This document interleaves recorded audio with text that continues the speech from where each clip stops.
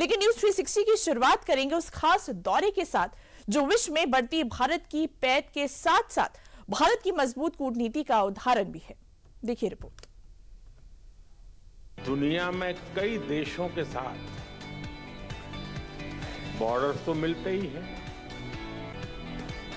कई देशों के मार्केट भी मिलते हैं, लेकिन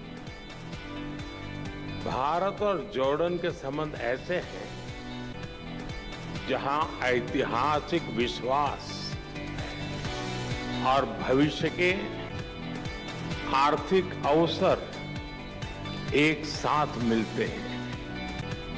व्यापार में सिर्फ आंकड़ों का खेल नहीं होता है। व्यापार में निर्यात आयात के नंबर, ग्रोथ परसेंटेज और बैलेंस शीट से आगे भी एक दुनिया होती है। एक ऐसी दुनिया जहां भरोसा होता है, इतिहास होता है और भविष्य की साझा उम्मीदें होती हैं।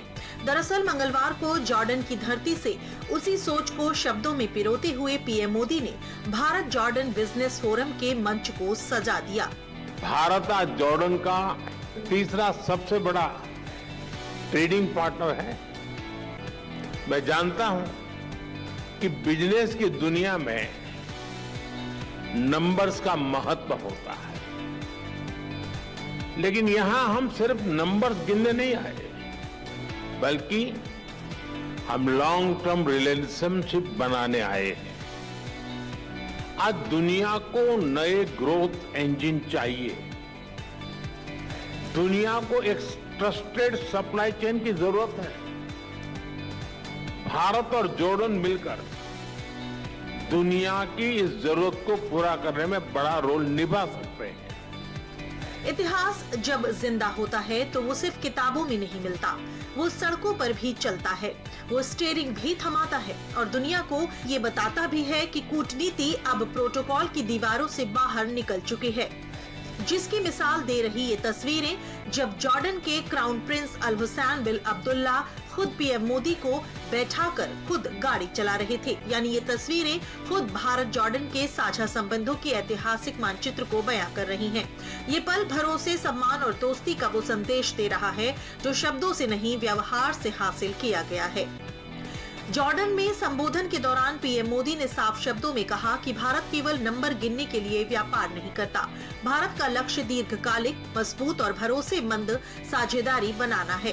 भारत जॉर्डन बिजनेस फोरम में दिए गए बयान ने ये साफ भी कर दिया है कि भारत अब अपने अंतर्राष्ट्रीय रिश्तों को सिर्फ आर्थिक लाभ के तराजू पर नहीं तौल रहा, बल्कि आपसी विश्वास, स्थिरता और साझा विकास को प्राथमिकता दे रहा है। जॉर्डन के साथ व्यापारिक रिश्तों को एक नई उड़ान देने के लिए मैन्युफैक्चरिंग हो, डिजिटल टेक्नोलॉजी हो, स्टार्टअप हो, फार्मा हो या फिर ऑटोमोबाइल और इंफ्रास्ट्रक्चर का क्षेत्र हो, हर क्षेत्र में पीएम मोदी ने संभावनाओं का रास्ता दिखाया। आप सभी जानते हैं कि भारत थर्ड लार्जेस्ट इकोनॉमी की ओर तेजी से बढ़ रहा है। भारत की ग्रोथ रेट 8% से ऊपर है। ये growth number productivity driven, governance और इनोवेशन ड्रिवन पॉलिसीज का नतीजा है। आज जॉर्डन के हर बिजनेस, हर इन्वेस्टर के लिए भी भारत में अवसरों के नए द्वार खुल रहे हैं।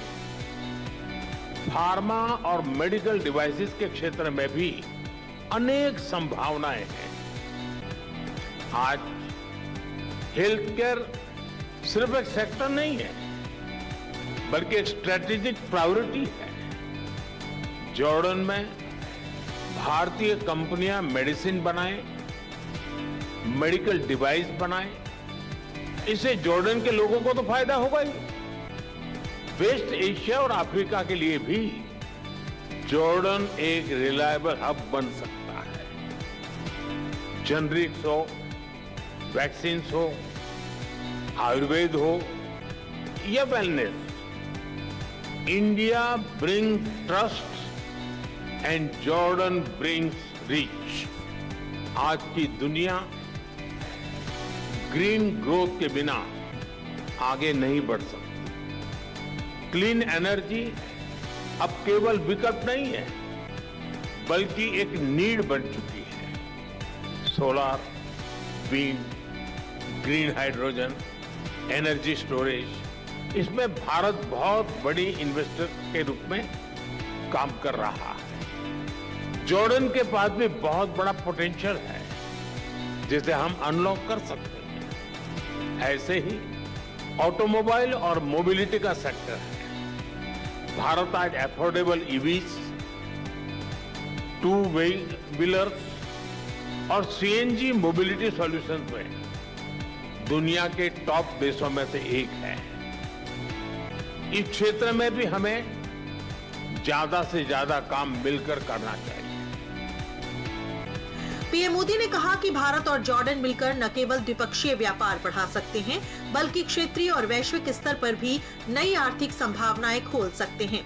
यानी व्यापार के मंच पर जब शब्द सिर्फ आंकड़े नहीं बल्कि इरादे बन जाएं, जब निर्यात आयात की गिनती से आगे बढ़कर भरोसे की बात हो और जब कोई राष्ट्र ये कहे कि हम सिर्फ सौदे नहीं स्थायी साझेदारी चाहते हैं, तो समझिए कि कूटनीति में सिर्फ बातचीत नहीं रह गई है, वो भविष्य की नींव भी बन जाती है। जॉर्डन की धरती से पीएम मोदी का ये संदेश आज पूरी दुनिया के लिए मिसाल के तौर पर देखा जा रहा है।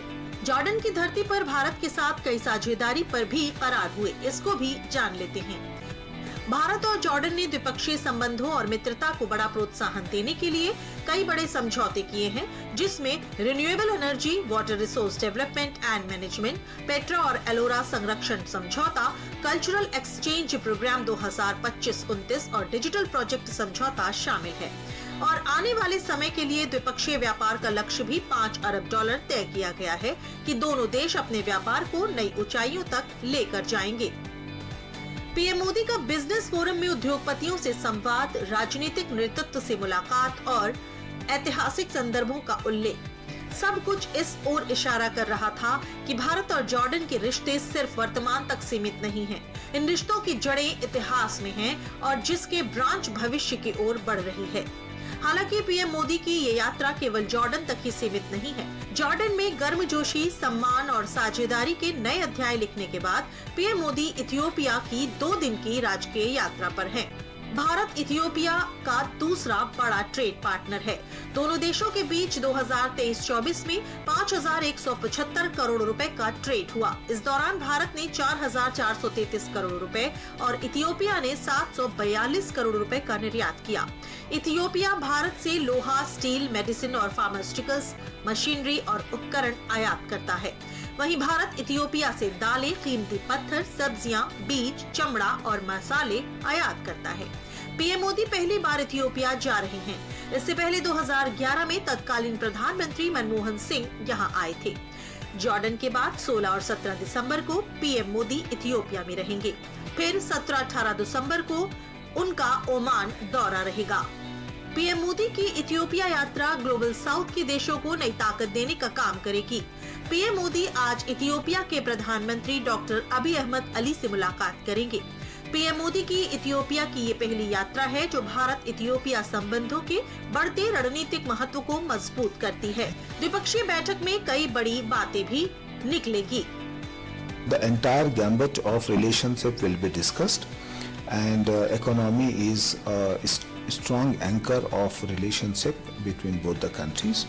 So starting from the primary sectors like mining and agriculture, coming to manufacturing and industries and skill development, and in the services sector, pharma, IT, knowledge sector, artificial intelligence, digital public infrastructure. These are the main areas where the complementarity exists between both the countries.